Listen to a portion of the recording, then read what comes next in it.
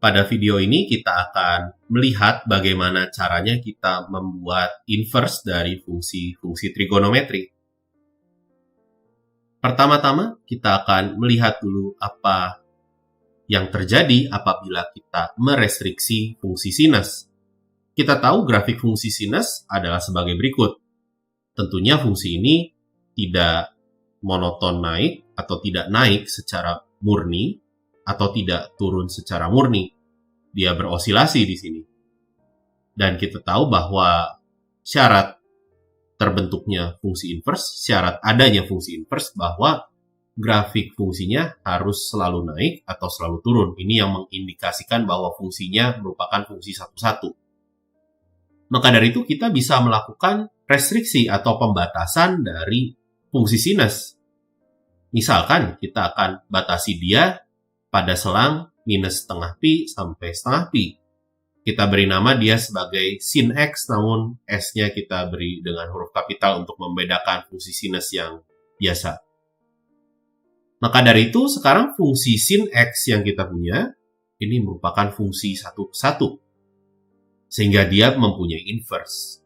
Dan inverse-nya bisa kita lihat sebagai berikut. Grafiknya, ini grafiknya kita tinggal cerminkan saja terhadap garis Y sama dengan X. Dan kita punya simbol sin pangkat min 1. Ini sebagai sinus inverse. Hati-hati, ini jangan terkecoh. Ini bukan pangkat yang min 1 ya. Jadi sinus pangkat min 1 itu bukan 1 per sinus X ya. Ini berbeda. Ini hanya notasi untuk sinus inverse.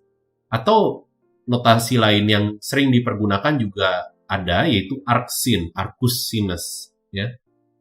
Jadi ini adalah sinus inverse.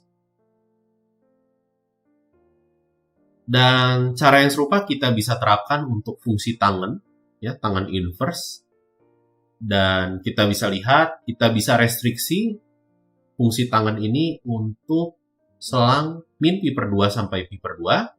Namun di sini bedanya kita tidak mengambil min pi per 2 dan pi per 2-nya karena kita tidak bisa menghitung nilainya di titik-titik tersebut. Dan dengan mencerminkannya terhadap garis X sama dengan Y, kita akan punya fungsi tangen inverse sebagai berikut atau arcus tangen X ya. Dan kita bisa lihat bahwa grafik fungsinya ini akan mendekati pi per 2 nilainya apabila X-nya semakin membesar. Dan apabila X-nya semakin mengecil atau semakin negatif, maka nilainya akan mendekati nilai minus pi per 2. Dan untuk fungsi trigonometri inverse lainnya, kita bisa memanfaatkan beberapa identitas. Atau bisa juga dilakukan dengan cara yang serupa, yaitu merestriksi daerahnya agar mempunyai fungsi yang satu-satu. Dalam kasus ini, kita bisa tuliskan kosinus Y ini sebagai sinus pi per 2 dikurangi Y. Ini sifat dari hubungan kosinus dengan sinus. Maka dari itu, inverse fungsi kosinus, ya, atau kosinus inverse, atau arcus kosinus, ini bisa kita artikan sebagai pi per 2 dikurangi sin inverse X. Untuk X-nya di antara minus 1 sampai 1.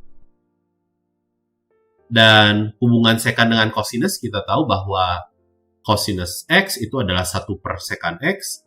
Maka dari itu sekan inverse ini bisa kita artikan sebagai kosinus inverse dari 1 per X.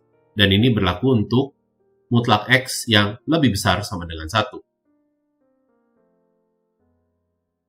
Dan dengan cara yang serupa kita bisa mendefinisikan juga fungsi kosekan dan fungsi kotangen. Kita ingat bahwa kosekan X adalah 1 per sinus X, maka dari itu kosekan inverse itu adalah sinus inverse dari 1 per X. Dan kotangen itu adalah 1 per tangen, sehingga kotangen inverse itu adalah tan inverse dari 1 per X untuk X yang tidak 0. Sedangkan untuk kosekan inverse, syaratnya adalah mutlak X yang lebih besar atau sama dengan dari 1.